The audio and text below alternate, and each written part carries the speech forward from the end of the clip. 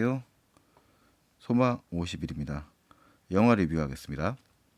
오늘 다룰 영화는 허진호 감독, 최민식, 한석규 주연의 천문, 하늘에 묻는다입니다. 일단 저는 이 영화를 지금 2019년 12월 28일 오전 10시 시간대로 봤고요. 본지 얼마 지금 몇 시간 안 지났습니다. 일단은 이 영화에 대해서 말씀을 좀 드리자면, 이 영화는 잘 알려져 있는 것처럼 세종대왕과 장영실이라고 하는 우리 천재 과학자로 하는 뭐 최국이 뭐 그다음에 뭡니까 해시계, 무시계 이 정도는 우리가 다 알고 있는, 아마 조선사를 다룰 때 가장 유명한 이제 발명가라고 할 수 있죠. 그 둘의 관계를 다루고 있습니다. 이 장영실이라는 인물은 사실은 이제 되게 기록이 미스터리가 있어요. 그 관으로 태어나서 입지전적으로 이제 이 세종대왕의 그 뭐라고 할까요? 그 인정을 받고 그다음에 이제 등장을 하는데, 뭐 여러 가지 우리 발명품들을 이제 개발했다는 얘기들이 나오는데, 이 사람이 어떻게 이제 삶을 마무리했는지에 대한 기록 같은 거는 찾아보기 어렵습니다. 뭐 역사서에 의하면 뭐 매를 맞았다는 기록까지 있다는 걸로 알려져 있어요. 그래서 이 영화는 이제 그런 역사 사실의 일부 사실에 근거를 해서 이야기를 풀어갑니다. 그런데 이제 이 영화를 푸는 방식들을 어떻게 이해를 해야 되냐면, 일단은 저는 결론부터 이야기를 하자면, 영화를 보고서 전 좋다고 생각했습니다. 이 영화 천문 하늘에 묻는다라는 게, 이 영화의 감독이 일단 허진호 감독이라는 걸 좀 주목할 필요가 있어요. 허진호 감독은 가장 대표적인 뭡니까? 바로 그의 이제 거의 초기작이죠. 8월의 크리스마스.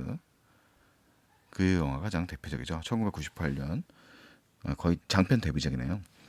그 영화, 그 다음에 뭐 2001년도에 나온 봄날은 간다.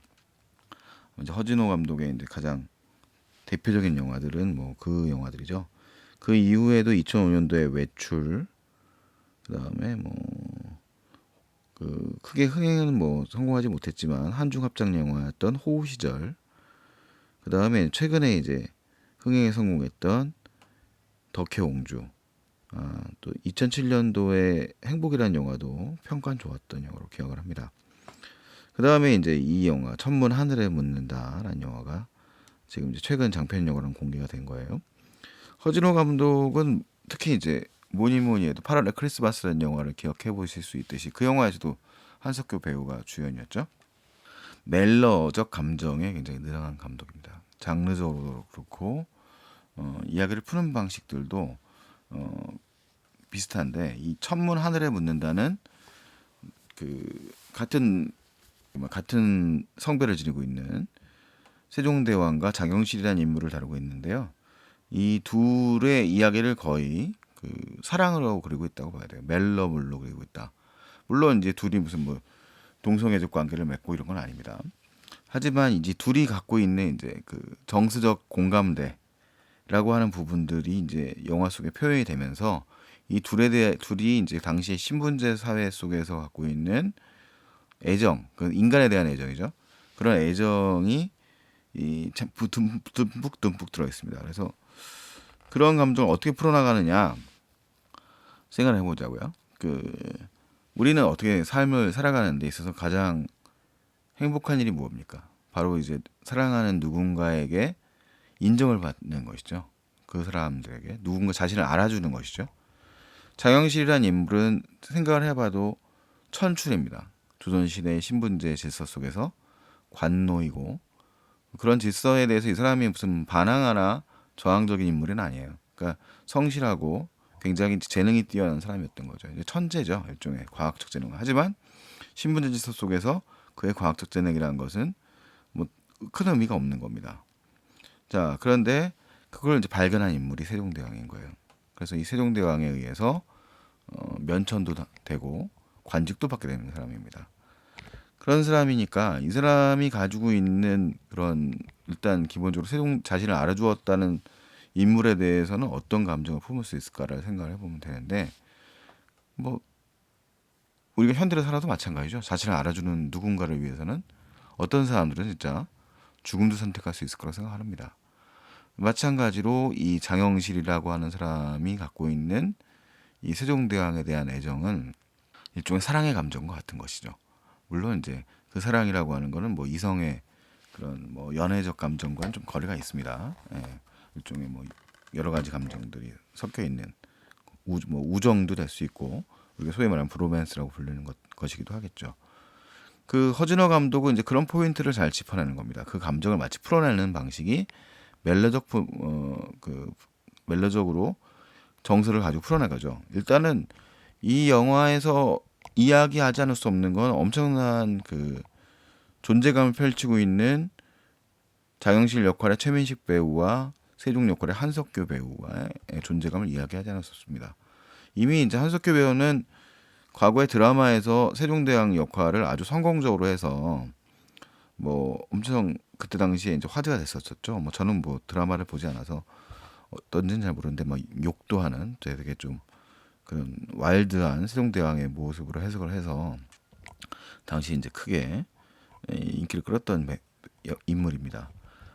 하지만 또 이제 최민식 배우의 경우에는 이제 주로 선이 굵은 역할들을 했는데 이 영화에서는 좀 그동안의 자신의 선 굵은 스타일에 비하면 장실이라는 캐릭터는 약간은 조금 위축되어 있는 인물이에요. 뭐 신분제적인 측면도 그렇고요. 그래서 약간 맥락상으로 보자면 세종대왕 역할을 했던 한석규 배우의 경우는 이제 같은 역할을 하고 있는 거죠. 근데 하고 있는 거지만 약간 또 이 정서적인 측면에서는 이제 멜로적 감성들이 좀 두드러진 측면입니다. 자꾸 오해는 하지 마세요. 이 멜로적 감성이라는 표현을 쓴다고 이건 장르적으로 표현을 하는 거니까요. 그래서 이 연출 방식에서 이 영화의 전체적인 전개를 보면 일단은 이 영화는 그 현지 시점 자체가 이제 이 한석규 배우가 연기한 세종이 타고 있는 일종의 가마. 그 가마의 제작과 연관된 게 장영실이에요. 그 가마에 바퀴가 빠지면서 이제 이야기가 돼요. 그래서 그 과거에서 플래시브로 가서 20년 전에 장영실이라는 인물을 처음 만났던 세종과 장영실의 모습으로 그려집니다. 그래서 그 둘의 관계에 이제 과거로부터 현재까지의 관점의 이야기를 이제 가고 천문이라는 이름처럼 장영실이라는 인물이 이제 이 소위 말하는 그 하늘에 이제 하늘을 따고 태양력 뭐 우리가 이제 천체를 탐구하고 이 일기를 조종하고 절기를 이제 계산하는 당시에 이제 아마 명나라의 절기를 따랐다고 이제 영화적 설정상으로 돼 있는데 아마 그랬을 것 같아요. 뭐 우리가 자체 기술이 없었다면. 근데 세종대왕은 아시다시피 이제 그 현군 아닙니까? 성군이라고 불리죠. 항상 이제 기본적으로 이 세종이라는 인물은 영화에서 잘 표현하고 있지만 그 현대적으로라기보다는 그 유교적인 이상주의, 왕도 정치를 꿈꾸는 사람이에요. 사실은 공부를 제대로 한 사람이죠.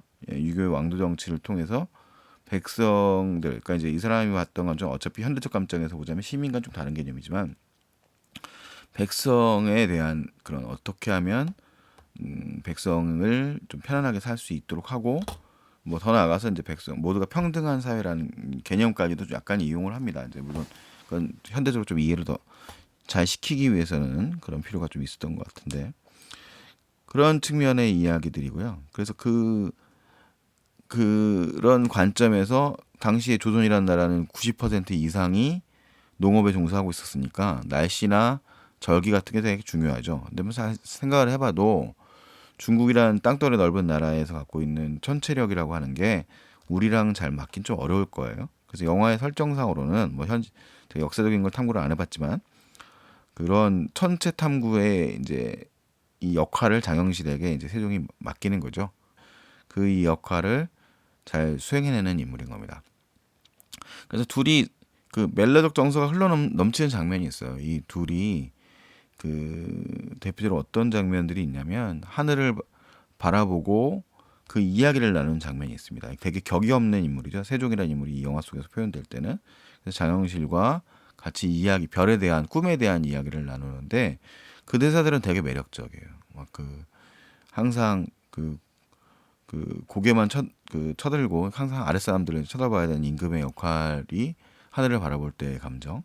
그다음에 항상 노비이기 때문에 항상 아래만 쳐다보던 이 장영실이 반대로 이제 하늘을 바라봤을 때 하늘은 자기에게 아무런 비난도 하지 않는다라는 이런 이야기들이 나올 때는 뭔가 이제 그런 정서적 동질감이 극단적 위치에 있지만 서로 이어지는 모습으로 보여집니다. 이런 장면도 있고, 그 다음에 뭐 또 둘이 이제 뭐 영화 너무 많이 얘기하면 재미가 없어지지만 이 세종대왕에 찾아간 이제 장영실이 세종대왕이 이제 그 병상에 누워 있을 때 별을 보여주겠다면 자신의 발명품을 가져가서 설명하면서 보여주는 장면들도 있어요. 그러면 그런 감정들 자체가 굉장히 뭐라고 할까 절절하게 이제 이 조선이라는 나라에서 육아의 국가에서 어떻게 보면 그런 현실적 필요성들, 그러니까 전체적 과학적 필요성을 느끼는 극과 극의 신분에 있는 이지만 그 두 인물이 갖고 있는 정서적 교감들이 되게 멜로적인 정서적인처럼 느낌처럼 아주 잘 그려져 있는 거죠. 그렇다고 해서 품격이 없느냐? 그렇지는 않습니다. 이 영화에서 보여지는 두 인물들의 관계가 무슨 뭐 퓨전 사극처럼 뭐 가볍게 그려지는 건 아니고 상당히 품격 있고 품위 있게 연출되어서 영화가 일단은 그런 미묘한 감정들이 아주 당시의 시대 상황과 동떨어지지 않게 잘 표현되어 있다는 생각이 듭니다. 그래서 이 두 배우는 어쨌든 간에 뭐 이제 경력이 많아선 배우라서 뭐 젊은 세대들한테는 조금은 뭐 이제 낡은 느낌이 들 수도 있겠지만 적어도 제가 느끼기에는 이 두 배우의 얼굴을 그 묘사를 표정을 잡아냈고 그런 건 이제 분명히 그것도 감독의 몫이죠. 두 분의 또 연기력이 엄청나게 뛰어나다는 것도 인정을 해야 되겠고요. 뭐 이미 이 두 배우는 아마 전에 거의 데뷔 시절에 해당되는 서울의 달이라고 하는 이제 전설적인 드라마에서 공동 주연을 한 바 있어요.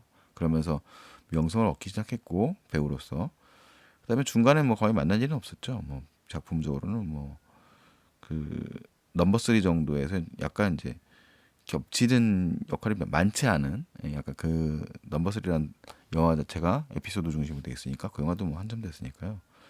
그 정도였던 것 같고요. 그 다음에는 뭐 되게 오랜만에 만나는 것 같습니다. 그래서 이 두 배우가 오랜만에 만나는 시너지들이 제가 느낄 때는 굉장히 좋았다고 생각을 합니다. 물론 이제 이런 멜로적인 정서들 자체가 좀 그런 식의 연출 방식을 싫어하는 분들도 있을 수는 있어요. 뭐 그거야 뭐 취향이니까요. 뭐 저에겐 그렇다는 거예요. 그리고 이 영화는 일단 어쨌든 간에 그 제가 올해 그 세종대왕에 나온 영화가 그 폭삭 망한 영화 하나 있죠. 뭐 제가 그렇게까지 나쁜 영화라 생각하지 않는 영화인데 그 나란말쌈이라고 해서 송강호 배우가 출연했던 그 박해일 배우랑 나왔던 영화가 있습니다. 역사 왜곡 문제가 말이 많아져서 영화가 이제 실패를 했고요. 근데 뭐 이 영화 그 영화도 전 나쁘지 않다고 보는데 일단 색감이라든가 이런 측면에서 봤을 때는 이 영화가 훨씬 이 천문이 그 뭐 그건 감독의 연출자의 선택일 수도 있고 뭐 여러 가지 조건이 다를 수도 있는데 색감이 일단 따뜻한 느낌이에요. 되게 화사한 느낌이에요. 영화가 뭐 비극이 없고 이런 것도 아닌데도 불구하고 그래서 일단 보는 입장에서 궁중사극으로서의 미덕이 더 있는 편이라고 저는 생각을 합니다. 그런 면에서 뭐 천문이 갖고 있었던 그런 뭐 시각적인 좀 쾌감 같은 것도 더 있었던 것 같고요. 뭐 배우들의 연기 부분도 그랬었고요. 그래서 그런 멜로적 정서적인 측면들까지 포함을 해서 시나리오를 풀어나가는데 물론 이 영화에도 단점이 없는 건 아니죠. 이 영화의 시나리오상의 이제 단점은 약간 그 장영실 에피소드에서 이야기가 이제 그 극적으로 가다 보니까 생기는 약간 그 평소에 장영실 캐릭터와는 좀 다른 모습이 나온 장면이 좀 있어요. 그건 조금 오버스럽다는 생각을 좀 개인적으로 했습니다. 이 영화는 좀 튄다라는 느낌이 들어요. 뭐 연애 장면이 하나 나오는데 뭐 그 영화를 보시는 분들이 확인하셔야 되는 부분이고요. 그럼에도 불구하고 영화 전체적으로 봤을 때는 사실 뭐 저는 이 둘이 가지고 있는 영화의 감정적 정서들 때문에 완전히 몰입할 수 있었다고 저는 생각을 하거든요. 그래서 정서적 감동을 받았다고 얘기할 수 있고, 그 과정들이 또 배경들이 되게 촘촘해요. 이 영화의 이제 배역들이 작은 역할들이라고 할 수 있는데 그 배우들의 존재감들이 다 있거든요. 그러니까 영의정 역할의 그 신구님, 이 신구 배우님이 굉장히 뭐라고 할까요? 되게 노 영의정, 나이 많이 든 영의정으로서의 이제 힘을 가지고 있는 인물로 등장을 합니다. 평소에 조금 밝은 모습과는 좀 달라요. 그 다음에 그 김홍파 배우가 다른 역할에서는 조금 약간 천박한 인물이라든가 악역으로 많이 등장을 했는데 이 영화에서는 또 반대의 캐릭터를 연기를 하고 허준호 배우가 이제 또 등장을 하고요. 허준호 배우가 또 이제 키 포인트 갖고 있는 인물로 등장을 하고 김원애 배우, 임원희 배우, 오광록 배우, 박성훈 배우, 그다음에 그 죄 없는 소녀에 나왔던 전여빈 배우, 윤재분 배우까지 뭐 배우들의 존재감들이 또 상당히 도드라진 측면이 있습니다. 뭐 얼굴이 너무 익어서 또 이게 또 싫다고 얘기하시는 분도 있을 수 있는데 전 좋았거든요. 저는 되게 좋았습니다. 그 배우들이 존재감들이 있어서 영화를 보면서 되게 좋았고, 그래서 일단은 이 영화는 제가 봤을 때는 그 브로맨스의 거의 절정 수준에 이르는 영화가 아닌가. 물론 거의 동성애 수준으로 가는 뭐 쌍화점 같은 영화도 있지만 거기까지는 안 가거든요. 그냥 이 영화는 뭐 그렇게 육체적 관계랑은 전혀 상관없습니다. 예, 그런 관계는 아닌데 이 둘이 느끼는 감정의 정서라고 하는 거는 거의 이제 사랑하는 사이인데 연인들의 감정과 뭐 크게 다를 건 없다고 생각해요. 예. 그리고 그 감정이 충분히 설득력 있게 묘사되었고 그 모습들이 이 배우들의 연기력으로 확실히 설명되었다라고 저는 생각을 합니다. 우리가 갖고 있는 세종대왕이라고 하는 인물에 대한 이제 기본 지식을 가지고 영화를 다가갈 수 있고, 물론 이제 많은 부분 상상력의 부분이겠지만 당시에 조선이라고 하는 사회가 둘러싸고 있었던 뭐 정세적 상황이라든가 그다음에 사대부의 존재와 이 조선이라는 나라는 결국은 왕조가 있지만 이 사대부와의 관계를 설정하지 않으면 그 굉장히 피곤한 나라거든요. 그러니까 이 항상 뭐 나중에 붕당 정치가 되는 이유가 왕권이 늘 견제받았던 그 되게 유교적 이상이 실현된 국가였어요. 그러니까 유교적 이상이라고 하는 건 소위 공자가 말하는 군자가 군자의 역할을 강조하는 그 성리학을 바탕으로 하고 있는 사대부들의 이제 지식인 정치죠. 학자 정치를 하고 있는 게 이제 조선 정치거든요. 그 조선 정치는 그러니까 항상 학자적인 토론들이 벌어지는 거예요. 근데 왜 세종대왕이나 영정조가 그 이 강력한 힘을 가지고 있었던 군주가 될 수 있었냐면 이들 자체가 당시 조선시대 최고 수준의 학자들이었거든요.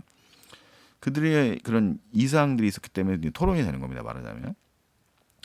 그래서 그런 이제 현실적 상황들이고 그 사대부들은 지식을 당시에는 독점하고 있었던 거죠. 이 지식의 독점이라고 하는 것이 이제 언어와 연결되는 거고, 그다음에 이제 과학도 일부 적용될 거예요. 그래서 그들에게는 이 중국이라고 한 4대 정치라고 하는 개념이 적용된 부분이 있었을 거라 생각합니다. 그래서 약간 역사적으로 이제 이건 뭐 따져보자면 그 당시에 그 조선 초기에 인물들의 사대부들이 약간 이제 중후기로 넘어가는 것과 좀 다른 양상이긴 할 텐데 어쨌든 간에 영화가 좀 단순화해서 역사를 좀 구도를 이제 쉽게 선명하게 하기 위해서 이 세종과 장영실, 그다음에 이제 세종의 일부 소수의 충신들, 그다음에 이제 사대를 기본으로 하고 있는 다수의 그 뭐라고 신하들, 이들과의 대립을 이제 거의 영화적 구도로 삼고 있거든요.